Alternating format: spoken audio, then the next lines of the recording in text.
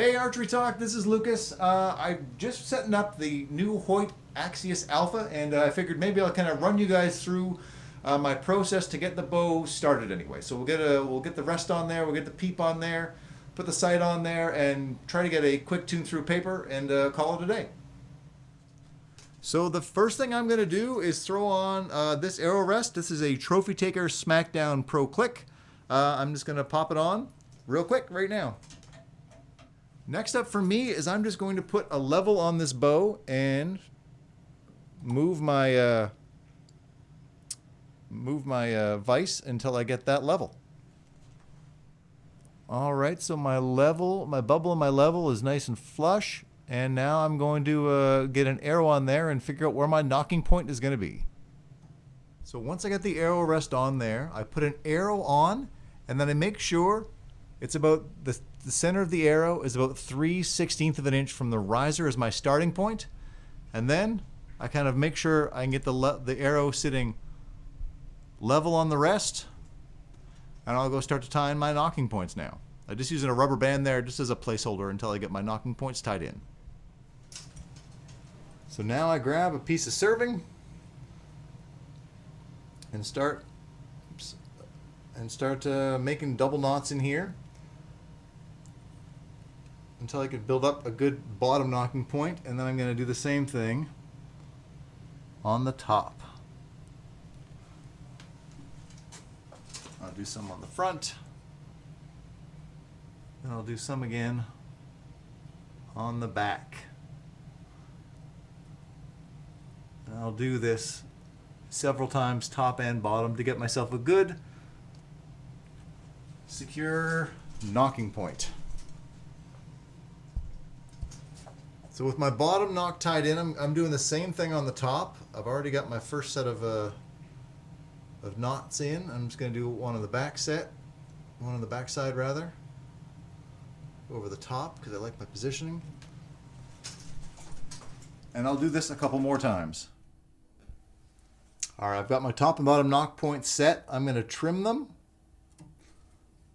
and then I'm going to burn them.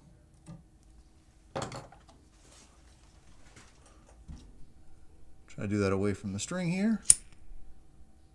We'll tamp those down.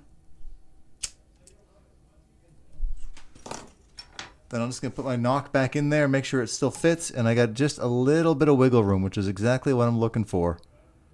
Just so, because this is a shorter bow, so when I drop back, it's going to pinch a little bit. This will help that room so it won't pinch on the nock hard. All right, nock points are tied. I'm just going to double check the bow's level, which it is showing there, and double check that my arrow is level. And now I feel confident that I can set up my D-loop.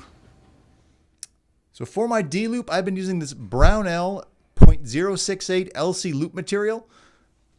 I picked some of that up at the ATA trade show, and I cut about 4 7/8 inches for my personal preference. And to make a little puck, basically I just tamp down the edge real good to fray it as much as I can. There we go, like that. And then I get a lighter, and then I burn it and melt it down into a little ball. Get it hot, press it against the lighter, until you got two ends that look something like that. All right, now I'm just going to install my D-loop. So I just put it on this side of the string, and I loop both ends through. Some people burn after they get it installed, but I keep my D-loops fairly long, so I don't have to do that. There we go. Then I just come under, and I go over.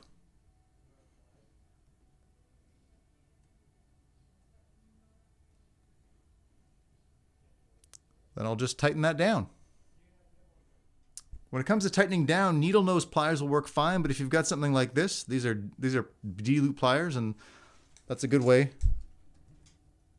to stretch that out. I'm facing the wrong way here. This is awkward with the camera here, but bear with me.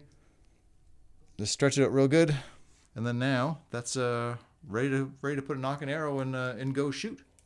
Sorry, one thing I forgot real quick is I do have to tie in. This is a limb-driven rest. So I just tied this in at the bottom as far back on the limb as I could get. And now I'm going to go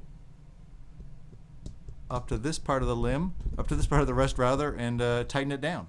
So now I'm just going to press down on the arm that holds the arrow of this rest. I've loosened this little nut here, this screw there, and I'm going to pull this cable tight. I want that to sit there as tight as possible. And now I'm going to get my Allen key and just wrench that screw tight so it doesn't come loose. And that's pretty much ready to go. I'll bring this around here so you can see the arrow arm, launcher arm rather, which is now flat against the bottom. And that will swing up when I'm shooting. All right, now I'm just going to throw a quick peep on there. I'm not going to tie it in properly just yet. Remove that measure. I'm just going to get it in to see, you know, to get a generic anchor point before I shoot through paper.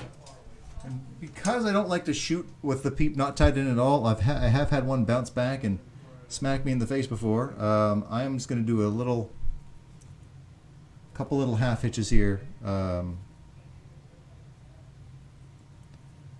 just for safety, while I'm shooting the first few arrows through paper. Alright guys, this is where I ran into a little bit of trouble. I was changing up the draw length modules over to 30 inches, and I ended up stripping one of the Torx head slots for some reason, not sure why. So by the time I got the new Torx screws to put inside, my archery club had been shut down. That's where my draw board is and our paper tuning stand and all sorts of things like that. So I've been sitting on this bow at my house, occasionally shooting it in my garage, but haven't finished the video. So I decided today I'm going to build a makeshift paper tuning stand out of a cardboard box and some wrapping paper, and we'll see how this thing shoots through paper.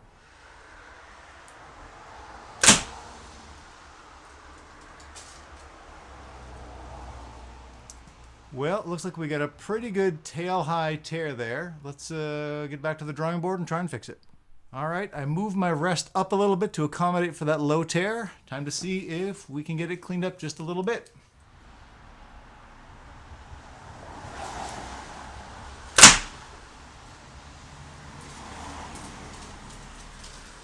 That is looking much better. Maybe just a hair. I've got to raise that more, but we're really close right now. Shoot one more shot here just to make sure it wasn't me.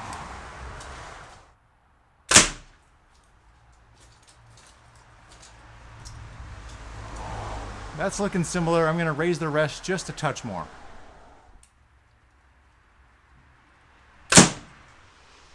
All right, we're pretty close here now. I think the rest is going to come down to some fine tuning once I get back to a bow press.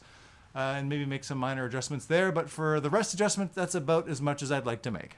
Well, that did not go quite as smoothly as I was hoping for, which I was afraid of because I didn't have access to my draw board and my bow press to really make sure the timing was all dialed in before I made any major rest moves. I tried to play with it with the rest, and I've got it pretty good. I wouldn't call that, I don't think that'd be broadhead tuned yet or anything like that. It's a, you know, it'll be fine, I'm sure, for just punching paper, but I really need access to the draw board and a bow press to make sure the timing is dead on this bow, and really to give it a better shake than it got here today with my limited equipment that I've got at home. So it does tell me that maybe I need to invest in a draw board for my home base, just in case something like this happens again, or in case my club is down for the long haul. But anyway, Archery Talk, thank you so much for watching. Please do like, share, and subscribe. Let me know if there's any other videos you'd like to see, especially ones I could do in my very limited space at home and my 5 yards or so of garage shooting space, and that's about it. Thanks again for watching. We'll see you soon.